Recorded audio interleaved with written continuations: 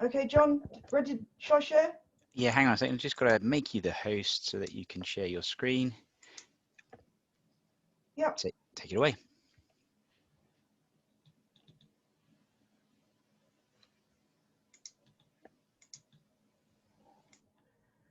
Well, good evening, ladies and gentlemen, and thank you very much for joining this BTA presentation. One thing about thematic or open collecting is that all of us usually know more about our own subject than anyone else. If we give a display to our local club or whatever, chances are this information is going to be new to them. Unfortunately for me, this is less true of my talk today.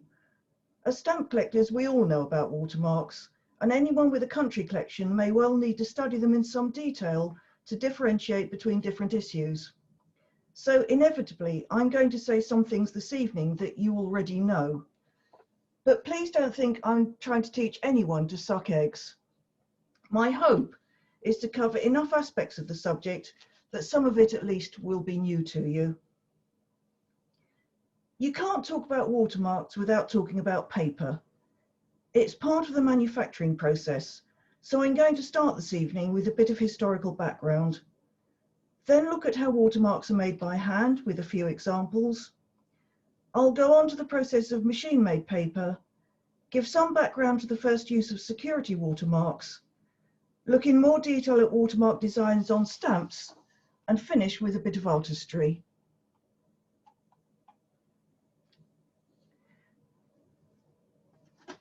Paper was invented in China about 2,000 years ago. The Chinese hail it as one of their four great inventions, an invention traditionally ascribed to Sai Lun. In fact, he was the court official who first recorded the process in 104 AD. It certainly predates that. Recent archaeological finds put it to somewhere in the 1st century BC. The use of paper was immediately recognized, not least because it was a lot cheaper than silk, which was the Chinese existing favored writing material.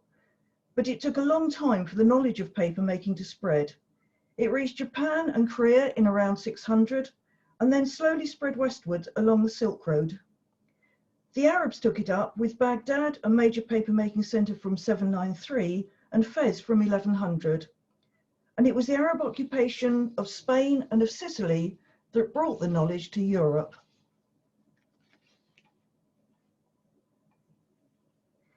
Italy was the first country in Europe to make paper, the second country in Europe to make paper, and it was here that the watermark was invented. Fabriano in central Italy housed the third mill to be built in the country, first documented in 1283. It rapidly became a centre for the finest paper mills in Italy. They introduced a number of innovations in the manufacturing process, including an improved mould made from fine brass wire, which I'll come back to. And it was this that led to the introduction of the world's first watermarks in 1293. But wherever paper was made, the basic process was the same. And if you look at these illustrations, they actually all show the same process taking place. Raw material, which in the West was usually linen rags, were cleaned and then put into vats and put into troughs and ground down by these beaters here until the fibres were separated into individual filaments.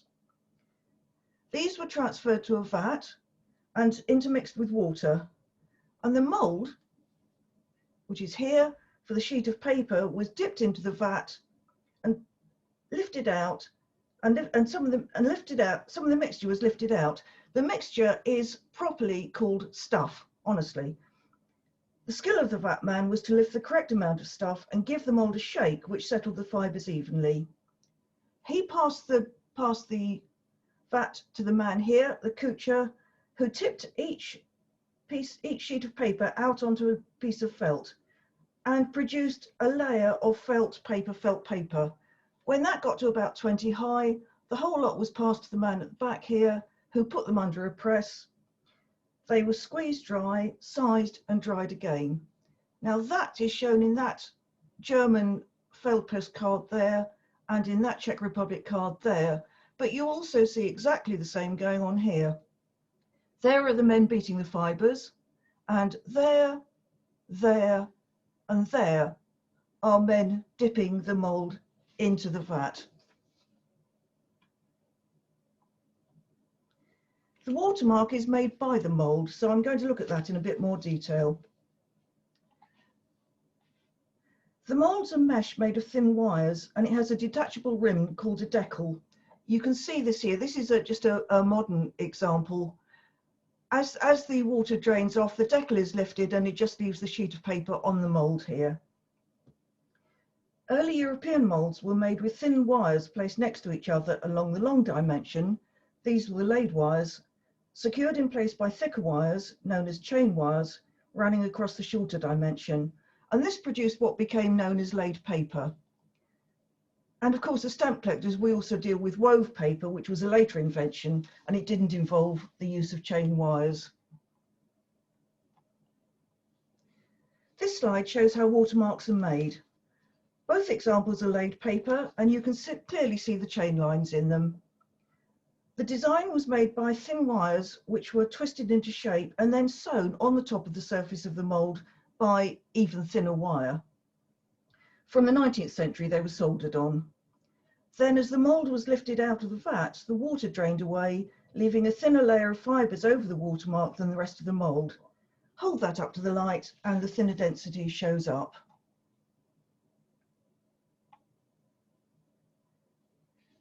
Within a very short time of their invention, watermarks became standard. And as countries through Europe started making their own paper, they always included watermarks. But we don't know precisely why watermarks were invented, but they did soon come up with some practical uses. They became a trademark, and that possibly is from quite early on, signifying the work first of all of an individual paper maker and later of a mill. Merchants buying paper wanted some form of identification in order to check which of their paper supplies sold well.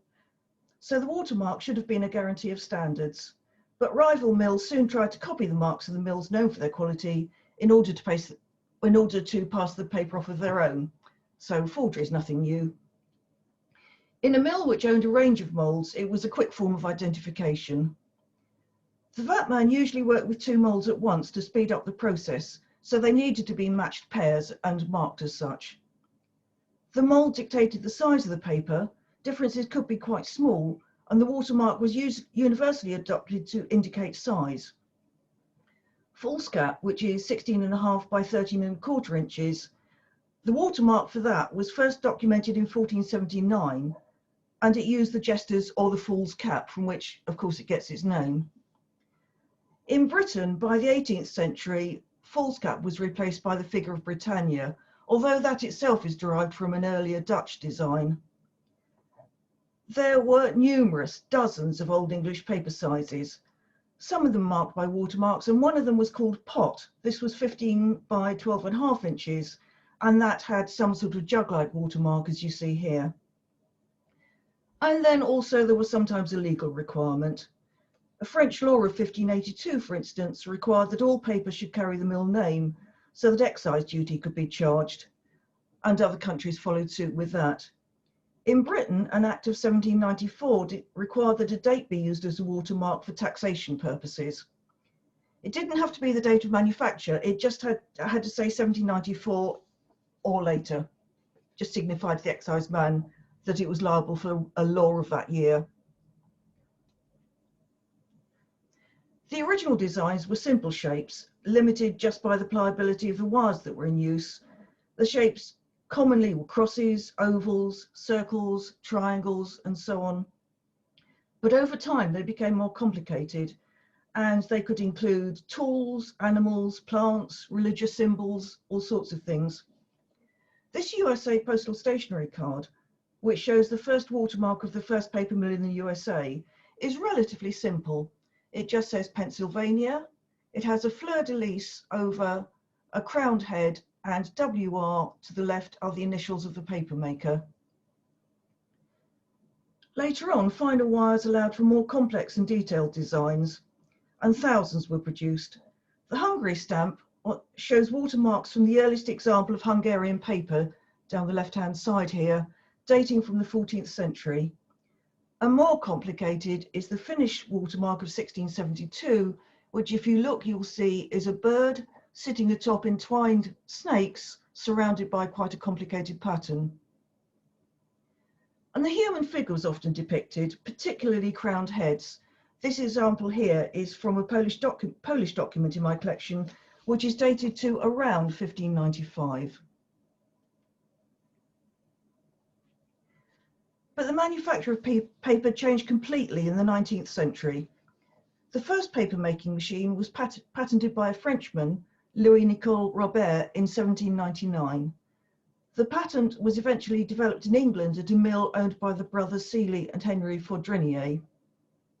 And here, rather than making single sheets, machine-made paper is made in a continual roll on a machine named after the brothers. And this diagram of an early 20th century Fourdrinier shows the first part of the machine. This was called the wet end. So stuff is poured into the head box here. It flows onto a moving belt, which carries it forward and shakes it so that the fibres are interwoven while the water drains out underneath. This belt is called the web, and it circulates around the machine. And the watermark, as we know as stamp collectors, is made by the dandy roll. This is a cylinder which both impresses the watermark and forces out some of the water. And the rest of the machine, which you can see in the illustrations but is locked off this diagram, takes the web of paper, dries, sizes and polishes it, so it comes off the machine, as you can see, as a huge roll of finished material. The dandy roll did apply the official watermark, but machine-made paper can also produce a thing called a stitch watermark, and you'll find that noted in some specialist stamp catalogues. And it's made by the impression of the stitching together of this web, where it's been turned around and joined together so that it makes for a continuous loop.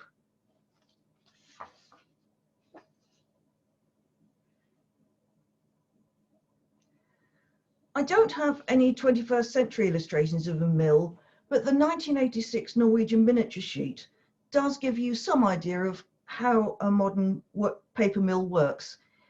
It does every single process, from the preparation of the wood, chipping it and cleaning it, treating the fibres with chemicals and dyers, putting it through the whole Fourdrinier process, which we just talked about, until the rolls of paper come in at the other end and are shipped out.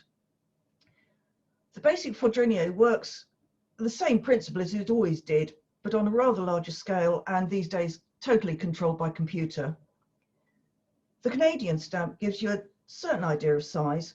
The man's somewhat dwarfed by the machine, and to give you perhaps a better idea, a modern machine can maybe 10 meters wide, it can be 100 meters long.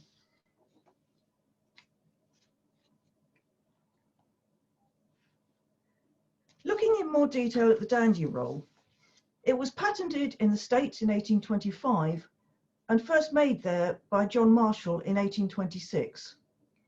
It consisted of a metal roller covered in wire gauze on which the watermark has been affixed. In the UK, the first machine watermarked paper was made in 1839 by William Joynson at a mill at St Mary Craig in Kent. And these pictures show how the watermark is made on the dandy roll.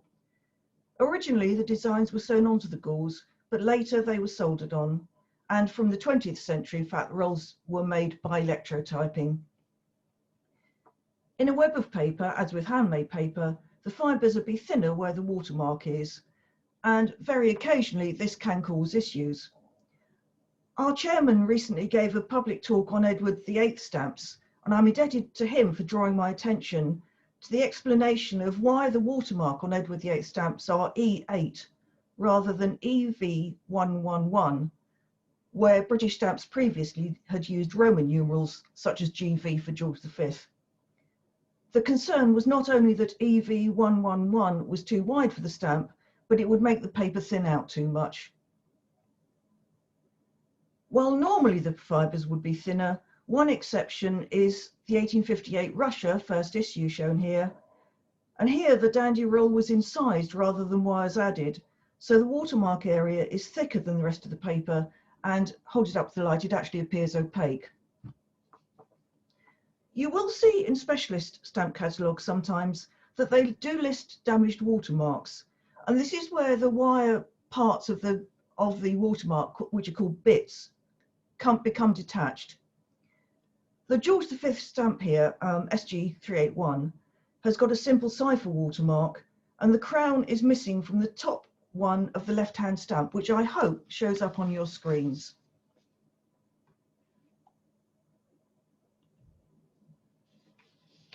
As I said earlier, in the early days of handmade paper, a watermark belonged to the individual paper maker, but it soon became the property of the mill, which used it as a trademark.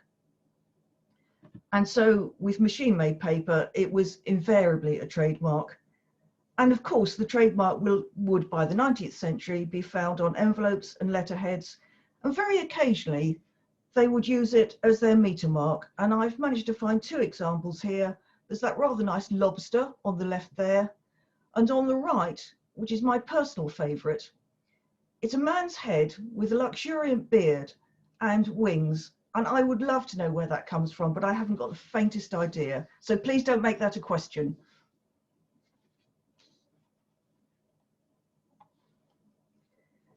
Moving on to watermarks as a security device, it was the introduction of banknotes which precipitated the development of watermarks as an anti-forgery device. The Bank of England was established in 1694, and a year later it started using specially watermarked paper. In 1773, an act was passed making it punishable by death to copy the watermark of the banknote paper, but it didn't put people off.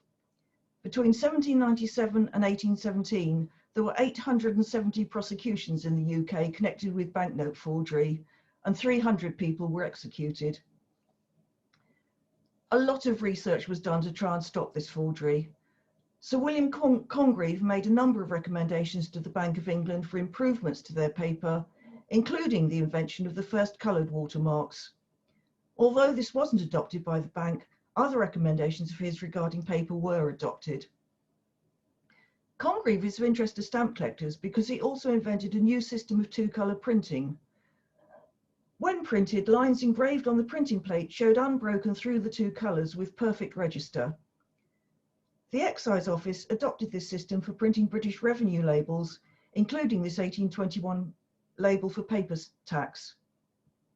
When Perkins, Bacon and Petch were awarded the contract for printing excise labels in 1844, they were required to purchase the machinery and the plates already being used to print them. As you know, most countries stopped using watermarks for stamps from around the mid-20th century, but they are still, as you know, an important feature of banknotes and other security documents, using a light and shade watermark, which I will come back to.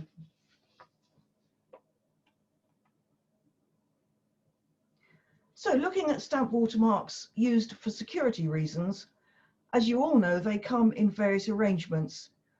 What was used first was a single watermark, where each stamp has a single design, and the illustration I've shown there is the small crown which was used on the penny black.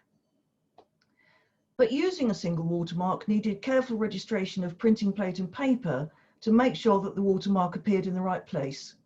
This was labour intensive and expensive, which was why it was largely replaced by the multiple watermark, which is much easier to apply on a sheet. And there we've got the George V, multiple George V there used on GB stamps. Less commonly, you'll find what's called the large sheet or all over watermark, where you've got a pattern which is used once or only twice on a sheet, which means that most stamps in the sheet actually won't have the watermark. The example I've used is the Harrison's watermark from Maldives 1933 issue. Stamps, as you well know, have always been forged. And the forger John Desperati actually bleached cheap stamps to make forgeries of expensive ones, thus ensuring that the paper and the watermark was correct. But he was unusual. Most forgers were printing forgeries rather than paper. I only know one example where the forgers created a watermark, and that was of the US tobacco revenue issue of 1898. In 1899, a gang of forgers in Pennsylvania forged silver certificates, $100 bills and revenue stamps, including the stamp shown here. The forgers commissioned a company that made dandy rolls to make one for them. They told the company they were sellers of a patent medicine called Uncle Sol's Indian Remedy, and they needed the paper watermarked throughout with USIR to use the labels for their bottles of medicine.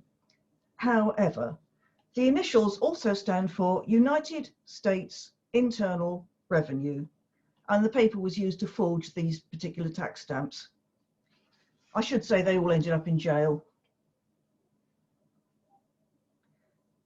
So I'm just, for a few slides, going to look at examples of stamp watermarks from a thematic perspective. I mean, many of us I know just like collecting stamps, and that's fine, they are the most attractive. But if you want something maybe to widen your collection and even look for something that you might not find on a stamp itself, sometimes you might find it on a watermark. I'm only showing a selection, there are lots I haven't illustrated. And I've started with a crown, which is by far the most common symbol used, and not just on GB and Commonwealth. We've got some European ones here. Denmark actually issued a commemorative stamp for its early stamp issues, and the illustration it chose was the watermarks on those issues. So there's potential there for any royalty collector. Plants and animals have been used in various ways. I do like the ones down the bottom here. Jamaica, first issue, 1860, was a pineapple, and they chose that because pineapple was one of their major exports. The Indian elephant head, of course, India has this association with elephants, and the Western Australia swan mirrors that of the first issue, Western Australia, the famous black swan. But I think my favourite is this Tonga, which in 1897 issued stamps on showing turtles. So if there are any turtle thematic collectors out there, look out for that one. Coats of arms, as you well know, feature a lot on stamps, but they also feature quite widely on watermarks. Usually there are differences in the design. Coats of arms can be quite complicated, and they tend to be simplified in the watermark design, simply to make them easier to use. I haven't found any examples of a watermark being the same as the stamp design. Invariably, they are different dates, as I've tried to pick out here. But again, if you're looking for an example of something, you might want to think about this. And then finally, a bit of a sort of potpourri of different themes shown here. If you collect postal systems, you've of course got post horns, which I suppose you'd expect. If you're a ship collector, there's an anchor. This parasol or umbrella was drawn, my attention was drawn to this by Mike Blackman. And if you want to know more about that, it has a religious connotation, but you need to ask Mike. This is actually a piece of architecture. It's from pillars that were built in India in around 200 BC. The Naples watermark of a fleur-de-lis goes back a long way. Fleur-de-lis goes back to the very early days of watermark making and was a very common design. And then finally, another religious connotation here where we have the keys of St. Peter.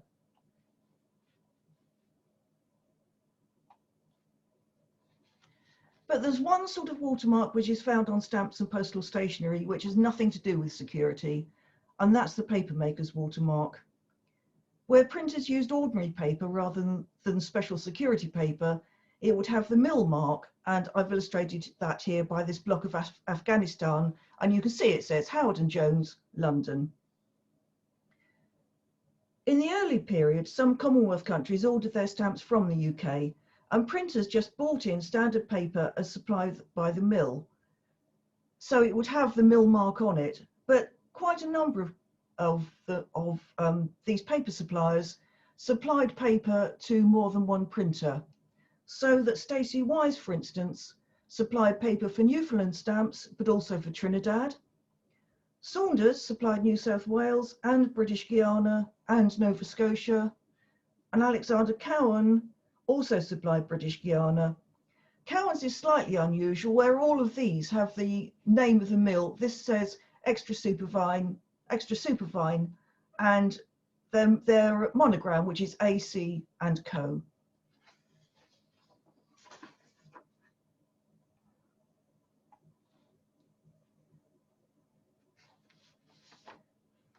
occasionally you do find something that's a bit more interesting in a watermark than just the name. And I've picked out a couple of examples here. The British East Africa Company, which later became Rhodesia, used pure linen. The company, William Collins, used pure linen wove bank. So if you're a materials or a clothes collector, you might want to look out for that. And some of you know that I have a country collection of Latvia as well as a thematic collection, well, several thematic collections actually. And the first commemorative in Latvia, which was its first anniversary of independence, came out on 3 different stamps, 3 different papers, two of which used watermarked paper. They used the paper of the Ligat Company, which was in Latvia. That was this design of a polar bear on an ice floe, and it always reminds me of a Fox's Glacier Mint advert. And I hope you can see on the slide, you can just pick out there that part of that watermark on an inverted block. They also used this paper mill from Germany and this rather lovely mythical seahorse. But of course, you can also find watermarks on postal stationery. However, because the envelopes are printed in large sheets and then cut up, most postal stationery won't contain a watermark, and you do have to search quite hard to find clearly watermarked examples. I was lucky to find these 2 items, both with a diagonal part watermark. I've actually taken the images of the watermark off the web. They're quite impossible to get off the item itself. On the left, Turkey Mill in Maidstone supplied the paper for the postal stationery for a number of Commonwealth countries. It had always been known for its high quality paper, and earlier in its life, in 1757, Turkey Mill was the mill that invented wove paper, which I talked about earlier, and it was always much admired by printers and artists for its beautiful smooth quality. The mill in Finland on the right started in 1818. A number of mills supplied Finnish postal stationery. That's the only example I actually own, but the mill itself was commemorated by the stamp here for its 100th anniversary in 1988. And finally, I'm going to end with light and shade watermarks. The process is a complicated system of electroplating. It was possibly invented in France, but it was certainly patented in the UK in 1849.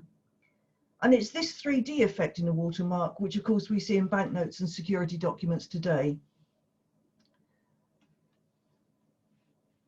There are no longer any paper mills in Fabriano, but there is a paper and watermark museum there, which specialises in making these highly artistic watermarks, which I do enjoy. And I'm lucky enough to own one light and shade watermark, many thanks to Jean, one of our members, but I couldn't scan it. So, ladies and gentlemen, that's the end of the talk. I do hope you've enjoyed it. As John said, I'm very happy to answer questions. You've all got my email. If you want to come back to me afterwards, I'm equally happy to do it that way. Thank you very much indeed. Back to you, Barry.